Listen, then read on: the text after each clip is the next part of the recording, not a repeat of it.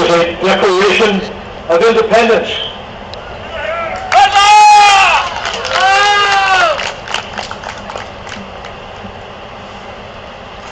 In Congress, July 4th, 1776, the unanimous Declaration of the 13 United States of America.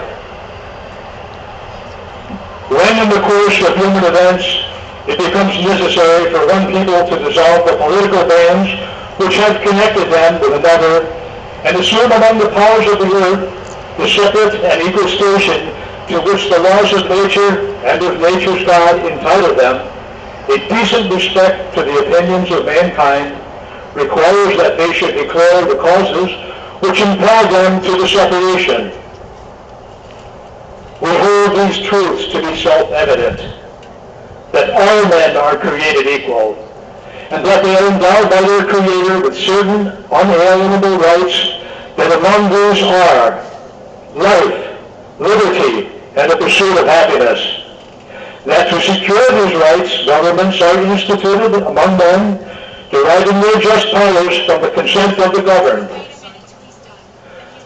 That whenever any form of government becomes destructive of these ends, it is the right of the people to alter or abolish it, and institute new government, laying its foundation on such principles and organizing its powers in such form as to them shall seem most likely to affect their safety and happiness. Prudence indeed will dictate that governments long established should not be changed for light and transient causes. And accordingly, our experience has shown that mankind are more disposed to suffer, while evils are sufferable, than to right themselves by abolishing the forms to which they are accustomed. But when a long train of abuses and usurpations, pursuing invariably the same object, evinces a design to reduce them under absolute despotism, it is their right, it is their duty to throw off such government and to provide new gods for their future security. Such has been the patient sufferance of these colonies, and such is now the necessity which constrains them to alter their former systems of government. The history of the present King of Great Britain is a history of repeated injuries and usurpations, all having in direct object the establishment of an absolute tyranny over these states. To prove this, let facts be submitted to a candid world. He has refused his assent to laws the most wholesome and necessary for the public good. He has forbidden his governors to pass laws of immediate and pressing importance unless suspended in their operation till his assent could be obtained. And when so suspended, he has utterly neglected to attend to them.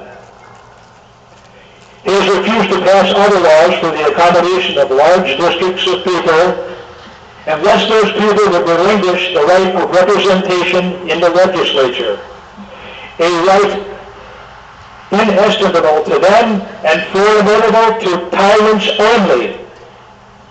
He has called together legislative bodies at places unusual, uncomfortable, and distant from the repository of their public records, for the sole purpose of fatiguing them into compliance with his measures. He has dissolved representative houses repeatedly for opposing with manly firmness his invasions on the rights of the people.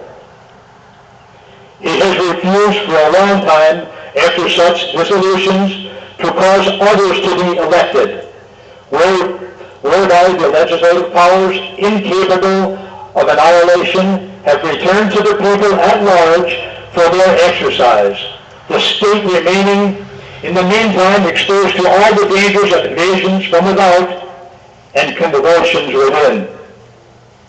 He has endeavored to prevent the population of these states, for that purpose obstructing the laws for naturalization of foreigners, refusing to pass others to encourage their migrations hither, and raising the conditions of new appropriations of lands. He has obstructed the administration of justice by refusing his assent to laws for establishing judiciary powers. He has made judges dependent on his will alone for the tenure of their offices and the amount and payment of their salaries. He has erected a multitude of new offices and sent hither swarms of officers to harass our people and eat out their substance. He has kept among us in times of peace standing armies without the consent of our legislatures. He has effected to render the military independent and superior to the civil power. He has combined with others to subject us to a jurisdiction foreign to our Constitution and unacknowledged by our laws, giving his assent to their acts of pretended legislation. For quartering large bodies of armed troops among us, for protecting them by a mock trial from punishment for any murders which they should commit on the inhabitants of these states, for cutting off our trade with all parts of the world, for imposing taxes on us without our consent, for depriving us in many cases of the benefit of trial by jury,